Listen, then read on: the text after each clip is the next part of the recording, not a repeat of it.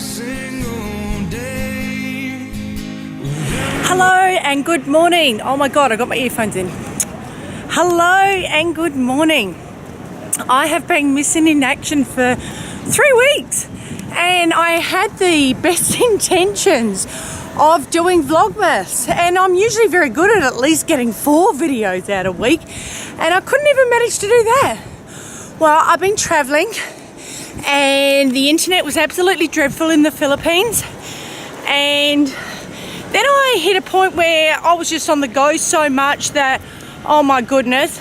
Plus I was staying in hotel rooms, they didn't have desks, and excuses, but Vlogmas never happened. So I apologise for that. That's the thing about life, and I'm really starting to work this out, so to speak. We can have all the roadmaps we want, but if life decides they're going to put a roadblock there, or a U-turn, or a dip, or something else, it's going to happen regardless. And we just got to learn to deal with these things. My life's really changed, like massively changed. It was changing from the moment, I guess I stood on a plane and headed to Thailand. But whilst I was living in Thailand, I was living the Western life still, living the first world privilege life. And then I stepped into Laos and Cambodia. It was like, whoa, what the hell? And I had trouble dealing with it all. I went into every stage of grief you could possibly imagine. I was so lost and I wasn't coping. I was crying all the time. I went through phases I wasn't coming out of the room.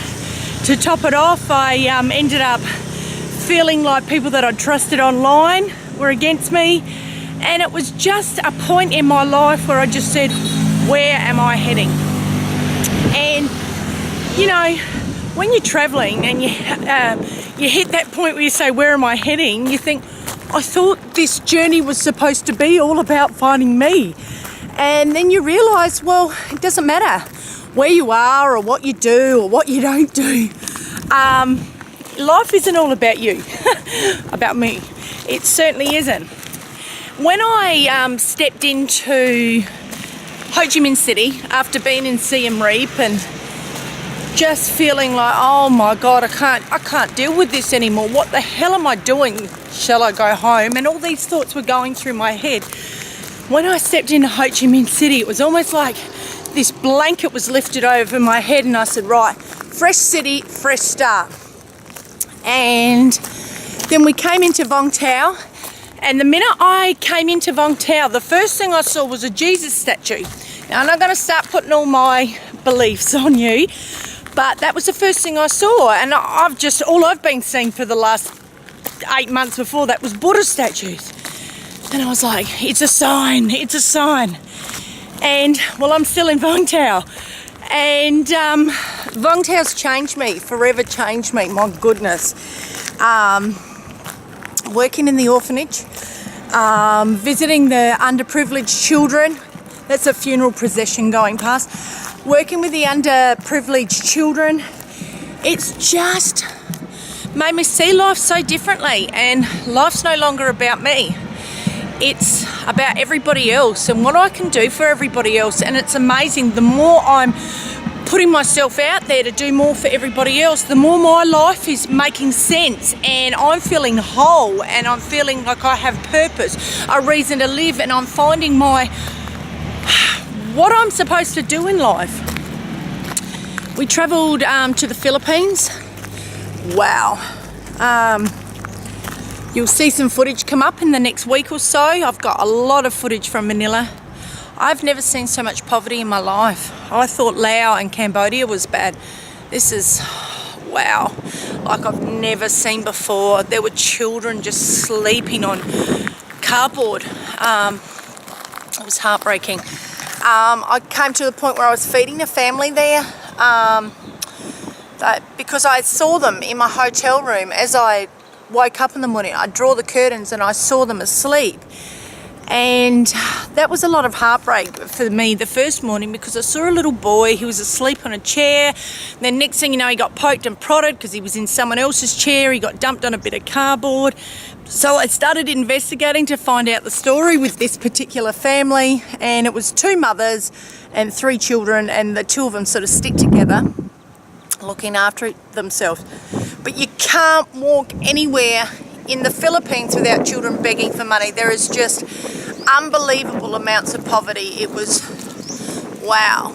And this is when I really said to myself, my God, this life isn't about me. It never has been. It's about everybody else, and my life is now about living to give. And that's what it should be. That's what the world is. We should love each other, care about each other, not close ourselves off from it and say, well, it's not my problem. You know, there's millions and millions and millions and millions of starving homeless people in this world, and Philippines was just wow. And we went down to a little place called Nasugbu, and I saw children everywhere there, and we went into a village and I saw families there living in complete slums, and it just completely changed me as a person. And I could have gone 2 ways. I could have gone, oh my God, I can't deal with all this, I can't cope, I can't handle it, like I did in Siem Reap. But it's almost like everything that I've been through, everything that I've seen, everything that I've done has led me to be able to deal with what I dealt with. And it also got me thinking, I was meant to be in India months ago, and I was like, wow, Philippines was just mind-blowing. If I'd been in India months ago, I probably wouldn't have coped. And I'm going to India in a few months' time. When I say a few months, I'm not leaving Vung Tau probably for 6. But in 6 months' time, I'll be going through India. And I'm mentally and emotionally ready because I can deal with it. I mean, I spoke with these people. I gave them food. I just talked to them. I touched their faces. I went into churches, looking for churches that were helping these people, because the Catholic Church pretty much runs the Philippines, and I'm just going to say it point blank, they do absolutely nothing. I spoke to an online friend there, and I asked her, I said, what does the Catholic Church do? And she said, buy more churches.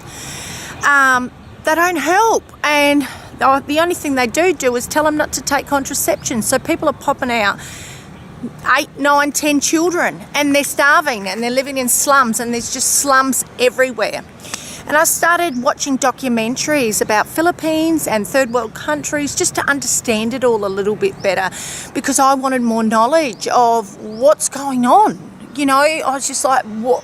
Why? How? And then I started to gain a real understanding that the Catholic Church is a big, huge, major influence. The government there is trying to implement birth centres where they're teaching people about contraception. They're trying to sterilise women because the amount of children there is unbelievable. I mean, it's just a completely overpopulated country, and it wouldn't be without all these children popping out. So that was very eye-opening, very, very eye-opening place. I would love to go back to Philippines one day, but it would only be if I can help the children. If I can't help the children, I can't see a purpose in going back there. For me, it was just poverty after poverty after poverty. Everywhere I looked, it was just poverty.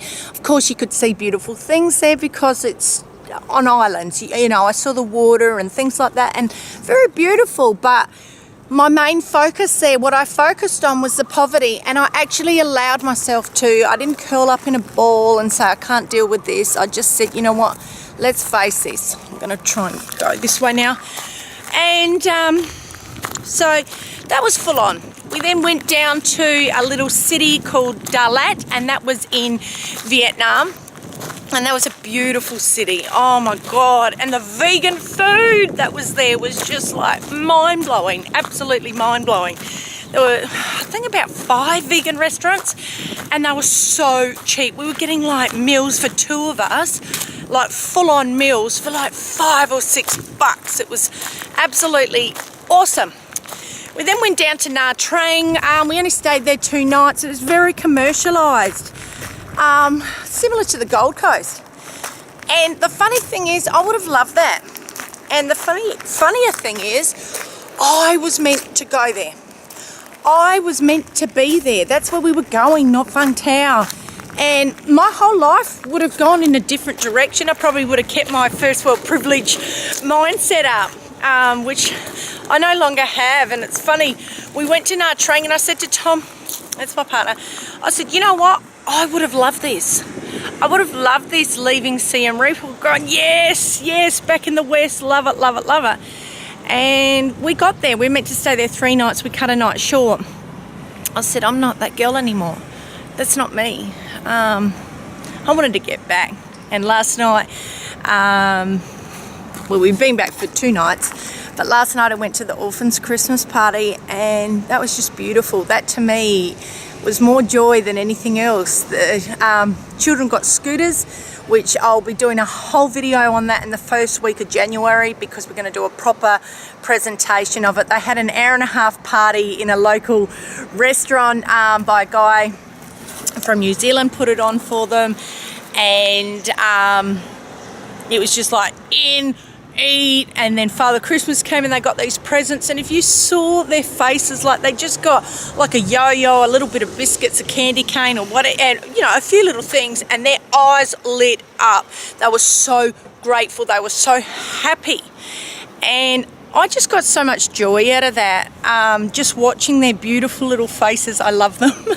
I just truly love them. They've changed my life, they've changed my world, they've changed my mindset, they've changed everything about me. And that's what life's about. Other people, loving other people, you know, love one another. Anyway, I only want to put a brief video out to let you know I'm back. In the next week, you're going to see some videos on my trip to Manila. You're going to see some videos on my trip at Dalat. You'll see a brief little video of Nha Trang. I actually went to a traditional Vietnamese puppet show and I went backstage. So that was a bit exciting. So I'll put that up there.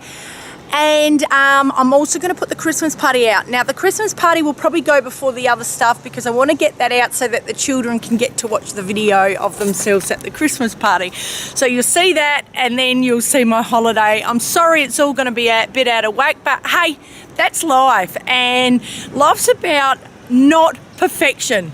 There's no perfection, and I can honestly say that and just say yes, no perfection, just take life as it comes. That's what it's about, and just kick back, enjoy, relax, and love your life, because we're only here for a short time and we waste so much time worrying about deadlines, perfection, competing with one another, putting ourselves in positions where we say, oh my God, I've completely locked myself in. Well, that's not me anymore. I'm not living my life that way. I'm living life just on God's terms and letting God lead me, and just letting go of everything and just enjoying my life and loving others. Anyway, that's all for today. And I'll see you in the next few days with my videos of my travelling trip, and definitely the Christmas party. Love life, live free. Bye for now. I'm gonna make a change forward in my life. It's gonna feel real good, gonna make a difference, gonna make it right.